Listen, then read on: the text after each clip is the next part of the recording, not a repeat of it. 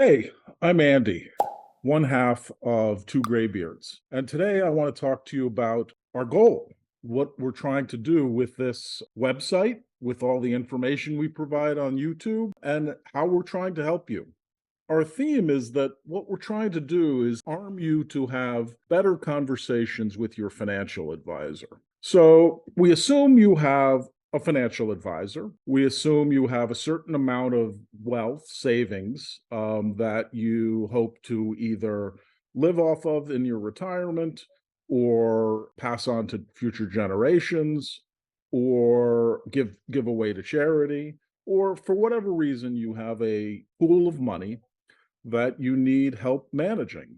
We assume you're not a professional investor. We assume, for that matter, you don't spend a lot of time thinking about your investments and probably don't even have many conversations with your financial advisor. But when you do, it's often due to some form of stress. And that stress could be anything like seeing your statement and seeing your wealth is falling.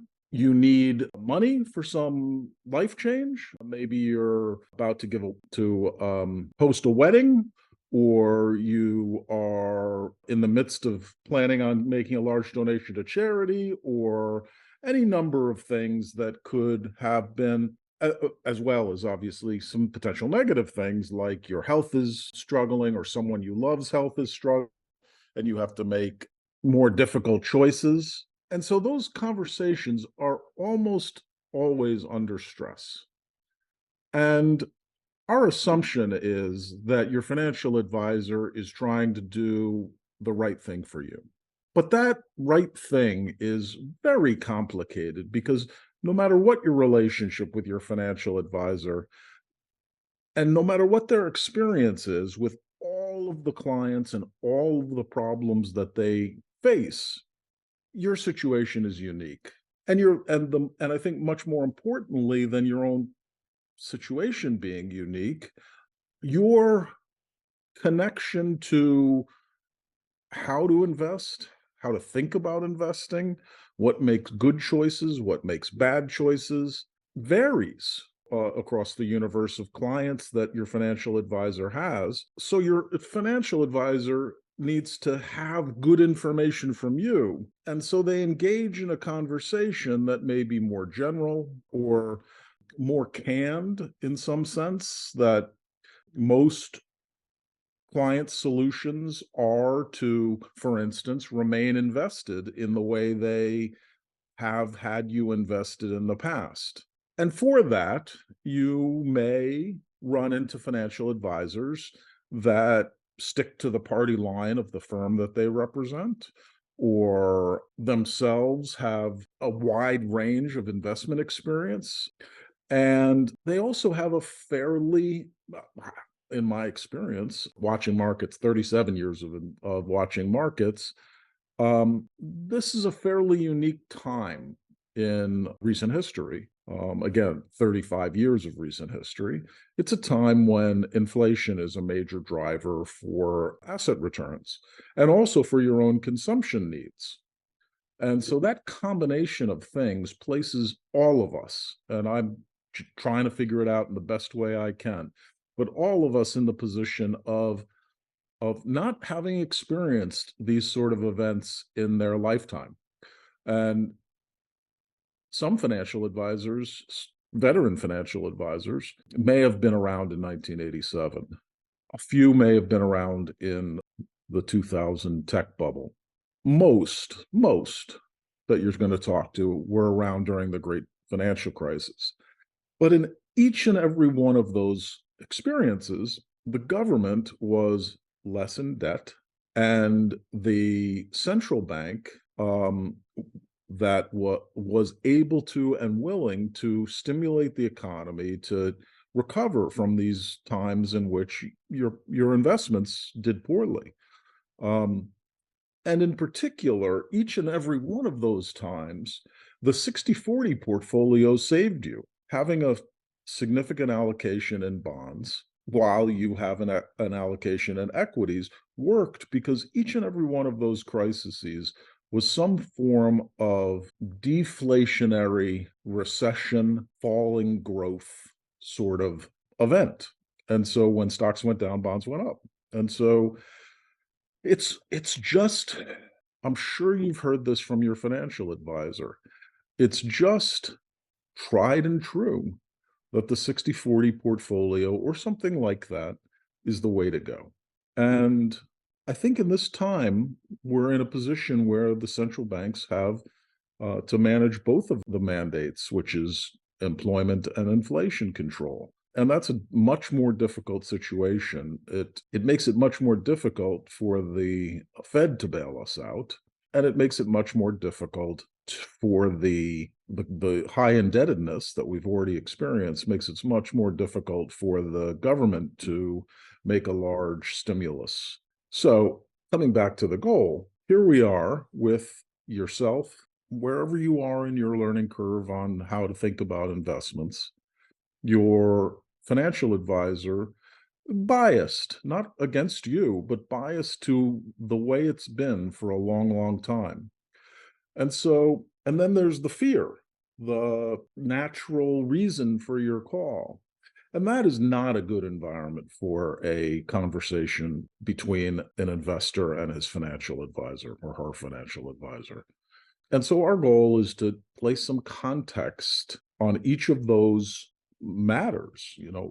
What is happening in the world and how is it different and how it may impact long-term savings, and then how to have that conversation with your financial advisor. And so let me give you some concrete steps. The most important thing that you can do with your financial advisor is really give them a sense, not of your return goals, not of your future needs, because that's a driver for taking risk, but really how you experience risk and what sort of life. There's the life you want, and then there's the life you cannot accept. And the life you cannot accept occurs not when things are going well, it occurs when things are going poorly. And so, really, risk is what I'm talking about, and really having an honest conversation about risk. And most importantly, not being scared of the consequence of reducing your risk. Your financial advisor, trying to help you in the best possible way, will give you scenario analyses where lowering your risk will not provide you with the life you want. Well, that's scary. You're not going to get the life you want by having your investments go up. That'll take care of itself. That is what investing does. And this isn't a static conversation. This is a conversation that is made in the context of the environment we're in. And it isn't a tactical conversation. So let me step back. So you have this conversation, and I'm telling you what's going to happen. When you talk about risk, your investment advisor is going to talk about not being able to achieve your life goals. And so that's not productive for you, because one certainty is if you have too much risk and the market goes against you, you're certainly not going to achieve your life investment goals. And you may find yourself in a place where you have an unacceptable outcome regarding your life. That's a disaster. That's what the conversation needs to be about. So, and the reason why I say the other conversation will take care of itself is because markets usually rally. Markets usually do perform well. And if your investment is less risky, it's not that it's not going to go up. I mean, if you're in cash, you're only going to get 4%, and that's probably less risk than most investors should take. But you're going to get 4%. And if you're in a 60/40, sure, you might be able to get 10%, but you might only get, you could also change your risk and maybe get 8%. and without the possibility that you have a life-changing event on the downside. And so I just want to start by saying the conversation, the upside conversation will take care of itself. The downside is the thing that will cause you to lose sleep and change your life. Now, what else is a good conversation with your financial advisor? So, one of the things I find that financial advisors do is they give a market synopsis and outlook for markets. And I think that confuses investors because they haven't had a compounding experience in which they can appreciate what's being said and be, both agree and be critical of the information they're receiving. So you might spend 10 minutes on the phone with your financial or on a Zoom call with your financial advisor, and they might as well be speaking Greek. Well, that doesn't seem particularly productive. I'm not sure why it happens. I'm a little bit of a cynic and think it's possible that a financial advisor, like anybody that's sort of an expert at something, comes into your home and makes you think that they're smart because they say these words, but you don't understand the words, and you're not going to.